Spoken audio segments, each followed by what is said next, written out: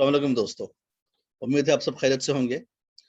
आज आप लोगों से जिनने भी मार्केट में देखा होगा, तो थोड़ा सा मार्केट पहले अच्छा था, पॉजिटिव था, तकरीबन 100 पॉइंट्स अप था।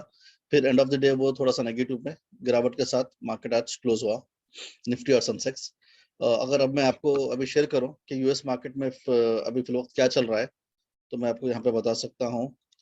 स्क्रीन शेयर करके यहाँ पे देखिए आप, डो जोन्स जो है, ये डो जोन इंडेक्स है, ये यूएस का स्टॉक मार्केट है। वो आपको दिखाएगा कि अभी 200 पॉइंट्स डाउन है। आज मार्केट क्लोज हो चुकी है क्योंकि वहाँ पे तकरीबन 3:30 बज चुके हैं, 4 बज रहे हैं, तो 200 पॉइंट्स डाउन है। और जनरली ऐसा होता है कि एशियन कंट्रीज के जो सेंसेक्स होते हैं, स्टॉक मार्केट्स होते हैं, जनरली वो यूएस को बहुत ज़्यादा फॉलो करते हैं। ज़रूरी नहीं कि हर डे और हर केस में फॉलो करें, लेकिन मोस्टली पैटर्न ये होता है कि जो यूएस में मार्केट होती है, तो उस तरीके से यहाँ पे देखने में मिलता है। तो मोस्टली कल ये हो सकता हो कि मार्केट थोड़ा और नीचे से स्टार्ट हो, यानी कि और कुछ हल्की सी गिरावट शुरुआत में आए। अच्छा, उसके अलावा मैं आपके साथ एक और स्टॉक शेयर करना चाह रहा था आज, वो है 3M इंडिया।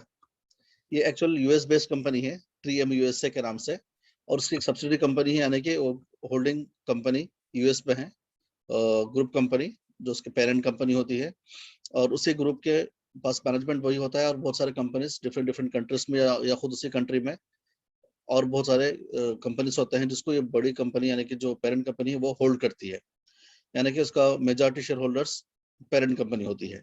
तो 3M यूएसए जो है वो पेरेंट कंपनी है, और उसकी सब्सिडरी कंपनी यानी कि उसकी जो चाइल्ड कंपनी है वो 3M इंडिया लिमिटेड है।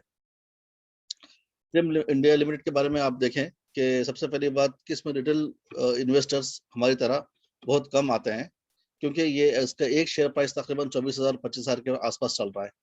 तो अक्सर इन्वेस्टर्स जो होते हैं, जो रिटेल इन्वेस्टर्स हैं, और पर्टिकुलरली वो इन्वेस्टर्स जो अभी शुरुआत कर रहे हैं, जनरली वही समझते हैं कि अगर कम प्राइस वाले शेयर्स खरीदें तो ज़्यादा फायदा होगा। हालांकि ऐसा होता नहीं है। प्राइस कम और प्राइस ज़्यादा होने से ज़्यादा इम्पोर्टेंट ये होता है मार्केट में कि कौन सा स्टॉक आपको कितना परसेंटेज रिटर्न दे रहा हो। तो आपका कॉन्सेंट्रेशन परसेंटेज ऑफ रिटर्न पे होना चाहिए, बजाय से कि प्राइस कम या बढ़ के हो। तो अब यहाँ पे देखिए, पिछले 52 वीक्स अगर मैं देखो तो 31,000 इसका हाईएस्ट प्राइस है पिछले एक साल में, जबकि लो 18,000 पे गया है। और स्टॉक पी रेशियो 186 है, जो कि अच्छा खासा बहुत ज्यादा पी रेशियो है, यानी कि बहुत ज्यादा ये मार्केट में इसकी लोग इसको देने के लिए, इसका प्रीमियम देने के लिए तैयार हैं। आप यहाँ से भी देख सकते हैं कि बुक वैल्यू 1900 है। एज पर द बुक्स देखा जाए तो ये शेयर की वैल्यू 2000 के आसपास होना है, जबकि शेयर की वैल्यू चल रही है तकरीबन 25,000 के आसपास। तो ये इससे आपको पता चल सकता है कि कंपनी का प्रीमियम देने के लिए पब्लिक इसके लिए राजी है। क्यों? क्योंकि अगर आप इसकी बैलेंस शीट पे आएंगे तो आपको इसके फंडामेंटल्स पता चलेंगे कि इसका जो स्ट्रॉन्ग होल्ड है। और खासतौर पे आप इस कंपनी के बारे में अगर यहाँ पे देखेंगे तो आपको पता चलेगा कि मेजर ये 4 सेगमेंट में काम करते हैं: safety and industrial, transportation, electronics, health care and consumer. यानी कि ये हर एक वो चीज बनाते हैं जो कि बहुत ही छोटी साइज में होती है। जैसे कि आपके पास स्टेशनरी में पोस्ट करने के लिए, टेप करने के लिए जो टेप लगाते हैं, या छोटे मोटे होल्ड करने के लिए, पेन को रखने के लिए जो उसका होल्डर होता है, लेकिन कोई भी छोटी मोटी आइटम्स ये बनाते हैं। बड़े बड़े इंडस्ट्रीज और मैन्युफैक्चरिंग कंपनीज को जो छोटे मोटे आइटम्स रिक्वायर है वो उसका भी मैन्युफैक्चरिंग के पास होता है। तो बहुत सारे आइटम्स ये लोग बनाते हैं, छोटी छोटी साइज के बनाते हैं और बहुत ज्यादा क्वांटिटी में बनाते हैं। इनका बिजनेस के 3-4 प्लांट्स यहाँ पर इंडिया में है, इंडिया का जो बिजनेस है, और उस कंपनी का काम बाहर भी है, ग्रुप का काम, लेकिन ये कंपनी पर्टिकुलरली इंडिया की कंपनी है। सैनिटाइजर बनाते हैं, मास्क बनाते हैं, बहुत सारे मेडिकल इक्विपमेंट में जो छोटे मोटे चीजें लगते हैं, सर्जिकल के लिए जो भी इक्विपमेंट लगेंगे वो ये बनाते हैं। हर वो चीज छोटी से छोटी साइज की जो होती है, ये बहुत क्वांटिटी में बहुत ज्यादा बनाते हैं, और इसका इनका बिजनेस बहुत अच्छा है, क्योंकि इनके पास जो वैरायटी है, बहुत ज्यादा वैरायटी है, डिफरेंट डिफरेंट फील्ड में इनके कस्टमर्स इनको मिल जाएंगे। तो ये बहुत अच्छा इनका बिजनेस पैटर्न है। मगर आपको एक साल का उनका चार्ट दिखाऊं तो ये देखिए, तकरीबन एक साल पहले ये था शेयर 19,000 के आसपास, जो कि 31,000 तक गया था, और फिर अभी 24,000 और 24,500 के आसपास अभी चल रहा है। यानी कि अगर आप एक भी शेयर इसका खरीद लेते 18,000 पे, और 31,000 पे वो शेयर गया है, तो तकरीबन आपको 13,000 का फायदा हो जाता। यानी कि आपकी वैल्यू है इन्वेस्टमेंट की एक शेयर की सपोज 18,000, आप उसको और उसके पीछे आपको मिल जाएगा एक साल में 13,000। इसका मतलब ये आपके पास बहुत ज्यादा रिटर्न देने वाला शेयर हो सकता था। लेकिन लोग इसमें इसलिए इन्वेस्ट नहीं करते ज्यादातर क्योंकि इसकी प्राइस ज्यादा है, और इसकी प्राइस देख करके लोग थोड़ा समझते हैं कि भाई ये बहुत ज्यादा रिटर्न नहीं देगा, हालांकि ये बहुत अच्छा ज्यादा आपको रिटर्न दे सकता है। तो आपको ये करना है कि इसको ट्रैक में रखना है। अभी ये शेयर अगर आप थोड़े दिन से देखें, एक महीने के का अगर आप उसको फॉलो करें, तो ये यहाँ पर 26,500 के ऊपर था, 26,300 के आसपास था, और वहां से ये शेयर गिरता जा रहा है। 25,000 पे आया, फिर थोड़ा नीचे होकर के फिर 25,000 से थोड़ा सा नीचे हुआ, फिर यहाँ पिछले तकरीबन 2 हफ्तों से ये ज्यादा गिर रहा है, और 24,000 तक जा चुका था परसों। लेकिन आज के दिन जो ही 24,000 के पास नीचे टच हुआ, तो तकरीबन 24,600 तक जा चुका है ये, यानी कि 3% का इसने आज एक दिन में रिटर्न दिया है। तो अगर ये शेयर यहाँ से नीचे गिरता हो तो उसको लेना है, और अगर यहाँ पे भी अगर कल ये फिर इसके प्राइस में इजाफा होता है, तो आप इसको ट्रैक कर सकते हैं और उसमें इन्वेस्ट कर सकते हैं, क्योंकि ये फिर अगर इन लिमिट्स को तोड़ के निकलेगा तो ये फिर बहुत ऊपर तक जाने के चांसेस हैं इसमें। अब इसके फंडामेंटल्स देख लेते हैं। जैसे मैं बता रहा था कि सबसे ज्यादा पी रेशियो इसी का है, 3M इंडिया। जनरली हम उस शेयर को लेते हैं जिसका पी रेशियो थोड़ा कम हो, लेकिन जरूरी नहीं है कि हर केस में ऐसा ही हो।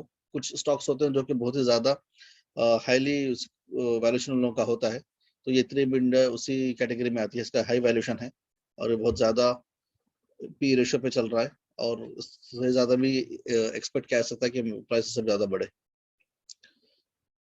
मार्च 2021 में देखिए, इसका आपके पास 769 का सेल्स था, 96 मिलियन का ऑपरेटिंग प्रॉफिट था, अदर इनकम बहुत ही कम है, इंटरेस्ट तो इनका ऑलमोस्ट है ही नहीं। इसके बाद में 89 का इनका प्रॉफिट बिफोर टैक्स था, और 66 प्रॉफिट आफ्टर टैक्स था। तो मार्च के और जून के क्वार्टर में जबकि कोरोना का इफेक्ट था, तो वहां पे ये नेगेटिव था, इसका लॉस पे जा रहा था, उसके बाद से ये अच्छे से प्रॉफिट दे रहा है पिछले 3 क्वार्टर से।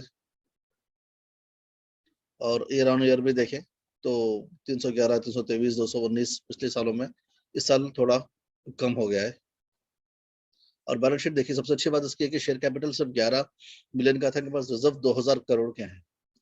यानी कि ये जो बिजनेस स्टार्ट हुआ था तो तकरीबन 5-6 साल पहले, तो 11 से ये पहुंच गया है 2,210 करोड़ तक, इनके रिजर्व इतने हैं। मतलब over the period of time उन्होंने इतना ज्यादा प्रॉफिट एक्यूमुलेट किया है।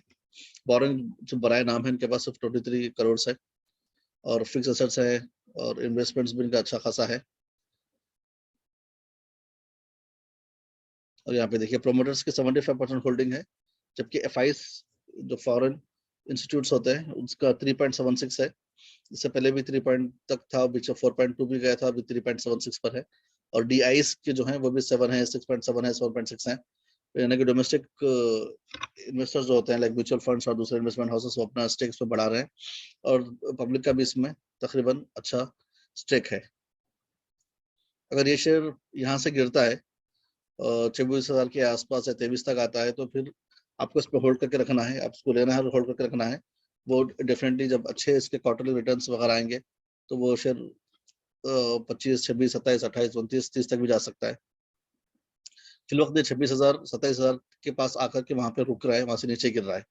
अगर आप बहुत ज्यादा भी इन्वेस्ट नहीं करना चाहते, अगर 23 तक भी आ जाए वहां पे ले लें, और 27 पे भी निकाल दें एक शेयर के पीछे 4,000 रुपीज।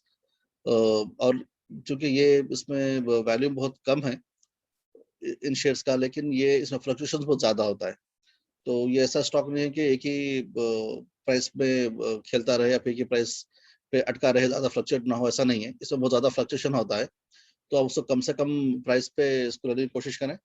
और अगर आप बहुत ज्यादा लॉन्ग वेट भी नहीं करना चाह रहे, और एक शेयर के पीछे आपको 4-5 हजार लगता है कि इसमें प्रॉफिट हो गया है, तो जितने भी आप नंबर ऑफ शेयर्स लिए होंगे उस हिसाब से आप लेकर के निकल सकते हैं। अगर आपने 5 शेयर्स भी लिए होंगे और 5 से भी बढ़ गए, तो आपका 25,000 का प्रॉफिट हो जाएगा।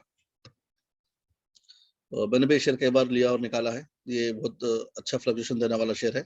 प्राइस थोड़ा ज़्यादा है लेकिन फंडामेंटली स्ट्रांग है।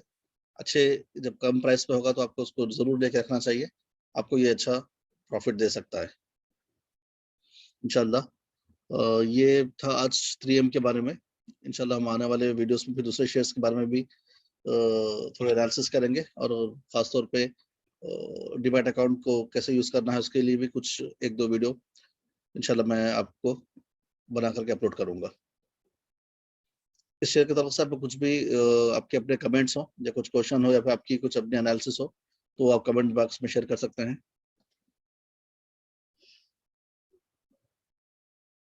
शुक्रिया वीडियो देखने का और आप ये तमाम वीडियोस दूसरों तक भी पहुँचाइए, ताकि लोगों को भी पता चले कि कौन से अच्छे फंडामेंटली स्ट्रॉन्ग शेयर्स हैं, कौन से शेयर्स हैं जो अंडर प्राइस हैं, कौन से शेयर्स हैं जो कम प्राइस में अवेलेबल है, कौन से जो हायर प्राइस में भी अवेलेबल है लेकिन उसके बावजूद भी ये अच्छे स्ट्रॉन्ग होल्ड रखते हैं और उसमें फ्लक्चुएशन भी ज़्यादा होता है।